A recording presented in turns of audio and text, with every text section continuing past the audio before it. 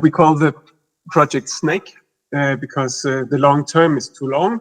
So we made a translation that people can remember, which I think is quite all right. So this project is basically containing all kinds of digital ways that we can support the newsroom in the work they do. And that will mean research for news. They are very specialized, so they need very specific and specialized news leads. Or it could be how they work together across the newsroom and many other things. So it contains a lot of smaller projects, and we try to give them all snake names so that we can remember the names of all the separate parts. So the main project is called Snake, and we got some external funds to do this project. And in the beginning, I was imagining or expecting that we would have to do a lot of development to make these projects. But while we investigated the needs of the journalists and the task we had to solve, it turned out that most of them was actually easiest to solve with different kinds of off-the-shelf products, various different kinds.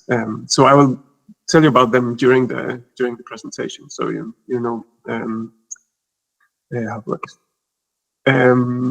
The general purpose has been to look at what kind of open data in the world is interesting to our journalists and our readers, and make an easy way to reproduce it into something that the journalists or the readers can use.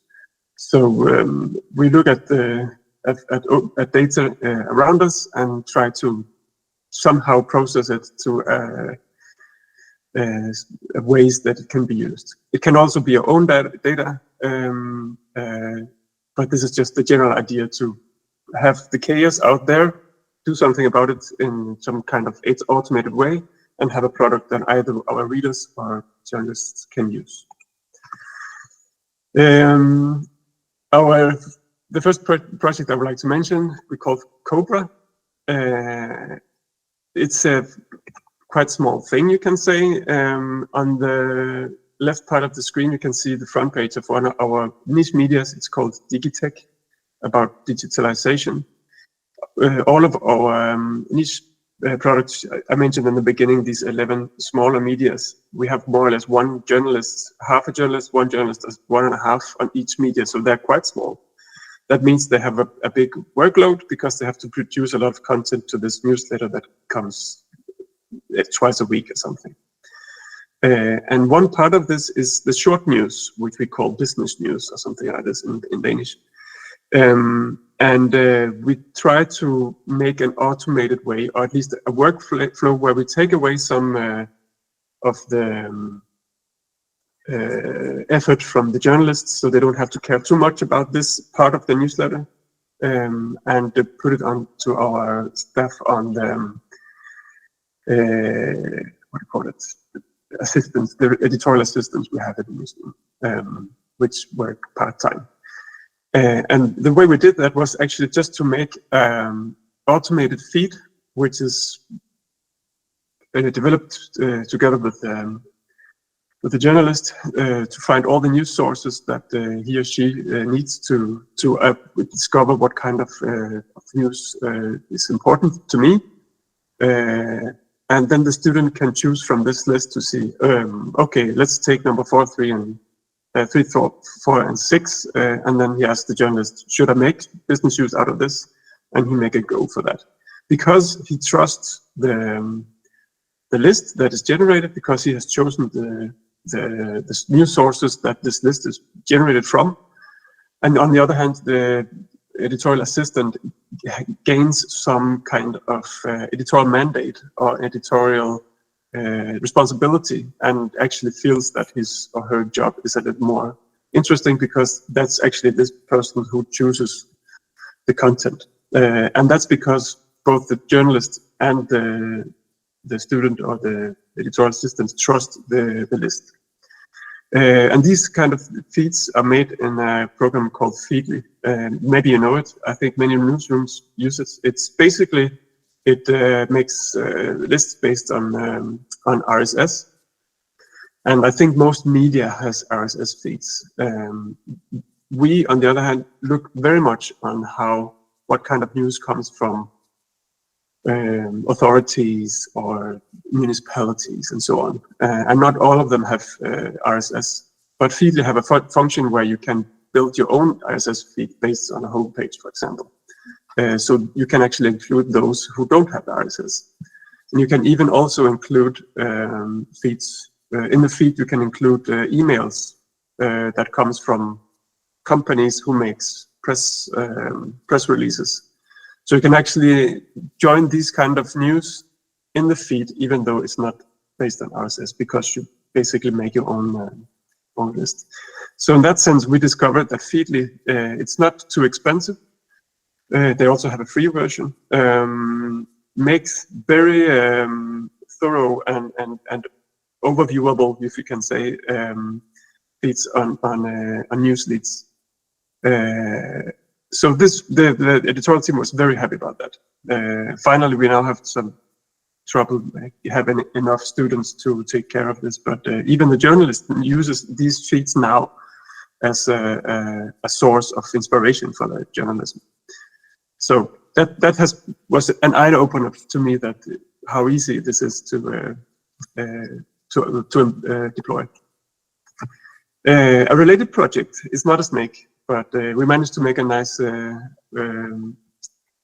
short name for that as well. Basically, this is based on the same kind of news gathering, and the reason why we built it was because the newsroom had a special interest in what's happening within science. So we collected all sites from universities in Denmark, and are now building further in the Nordic universities as well, to have an exact overview of what comes out from all these universities, so we don't miss any news that might come in within science.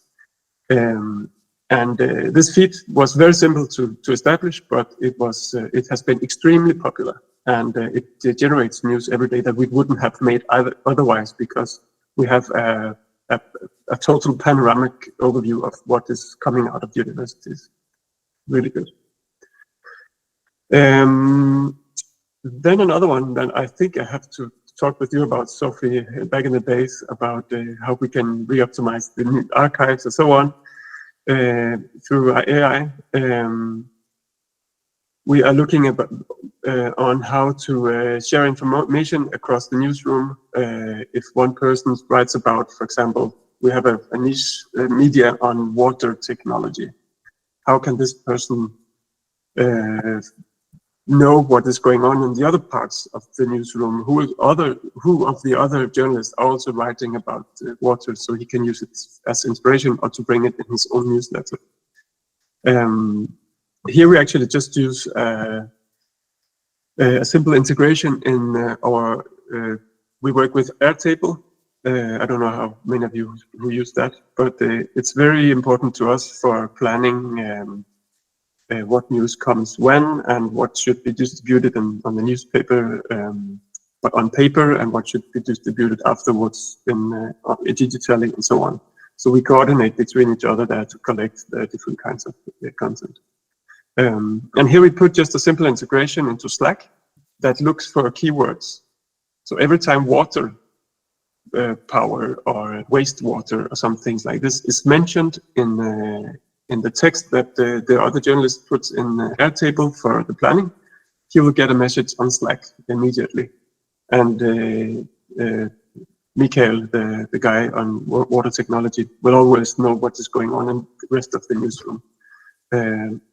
Once again, it's a very, very simple integration, and it has been a big pain for the journalists to know what's going on across the newsroom, but was really easy to implement.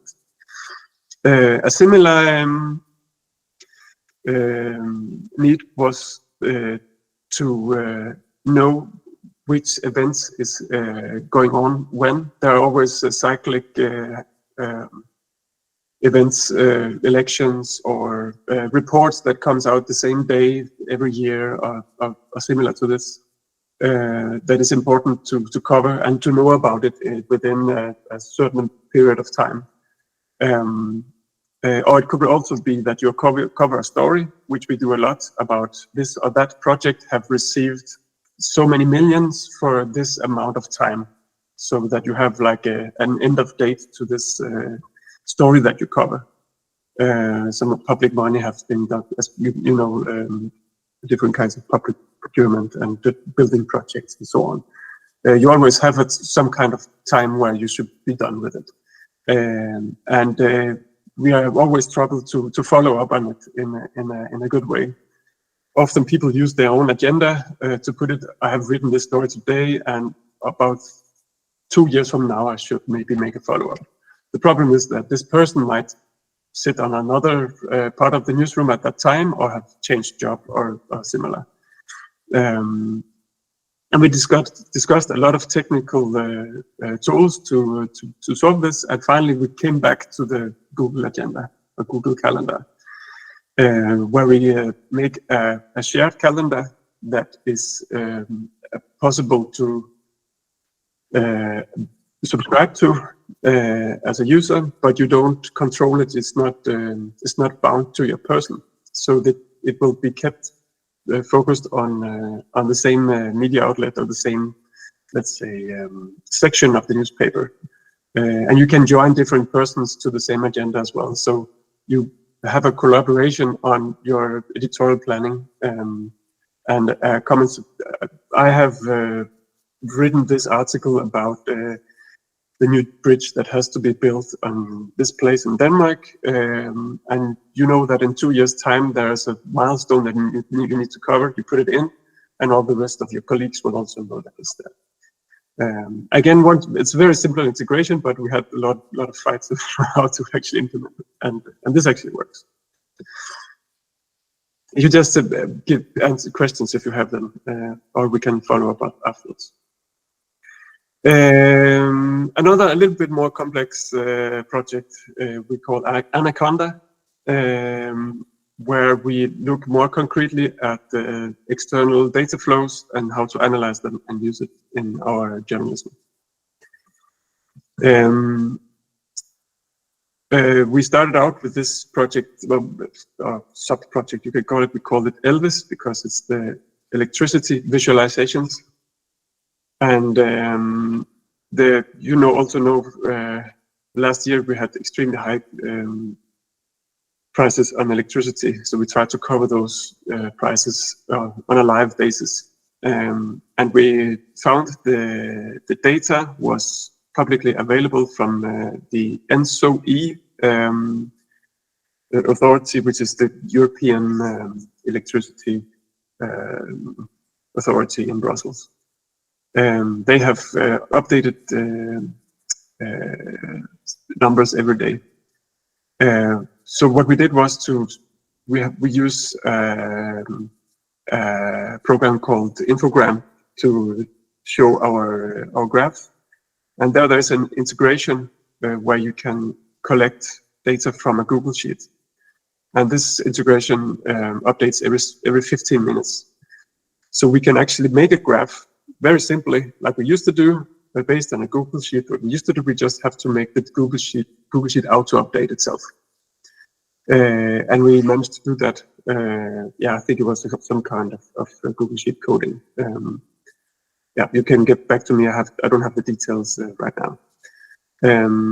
But that gave us a few other ideas that you can also see how does it develop over time. For example, that's the graph on the upper right, where you can see like every day you have new numbers, or every month you can make a summary of it, and then you can put it to the historical perspective to see how was it many years ago, and is it more or less today compared to last year? So, and we even found the data on how in Denmark how we produce energy in different ways, and spread it out on. You can see on the lower graph.